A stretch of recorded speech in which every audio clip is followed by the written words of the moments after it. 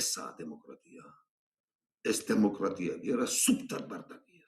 სხვათა შორის გენოს ახასიათებს ასეთი მორალის მქადაგებლური გამოსვლები. ათამაზე.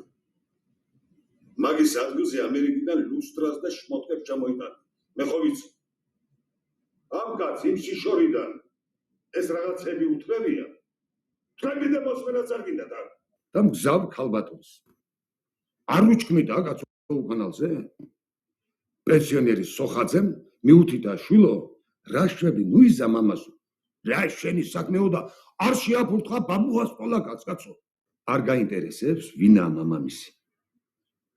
კაზინო მეტროპოლის ფლობელი. გესმის რა ხდება ხალხო. უთხარი უშუალოდ მაგ ლოვშანიძია თუ ვიღაც ოხერი, მაგრამ ხვალ თუ თქვენს ცოლს უჩქმიდა ტრაკზე, ჩვენ აღარ დაგვირეკოთ ხო? მერე მოკეიფიკაცია, კარგად მღერის, ამასაც ხომ აქვს მნიშვნელობა. აღარაფერი არ არსებობს ამ ქვეყანაზე, კაცო.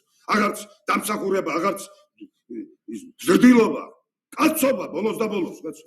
ჯო ამ კაცმა მთელი სიცოცხლე ორგანოებს შეალია. ტანზე ადგილი არ აქვს დარჩენილი ტყვია რო არ მოხვედროდეს. და მისთანა კაცს სულში უნდა ჩააფუთო, კაცო. და ასე გამოაჭენო პრუსიკიანი მთელი ქვეყნის დასანახად.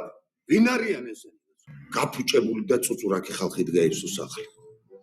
ჯო ერთის გაკეთებას რო ვიწყებთ, 1000 უკვე გაკეთებული უნდა გავაფუჭო. სხვანაირად არ შეგვიძლია. არა, ეს მოფსმა რაღა უბედურებაა, კაცო. აქაო და თავისუფალი ქვეყანა ვართო. შეიძლება სადაც გინდა იქ საკაცმა, ამას ბავშვები უყურებენ და იგივე საკეთებენ. აყროლდა ქვეყანა, კაცო. ვარდებიო, რო გავიძახეთ. რომელი ვარდი და დემოკრატია გაიხარებს ფსალში შემომბადონა.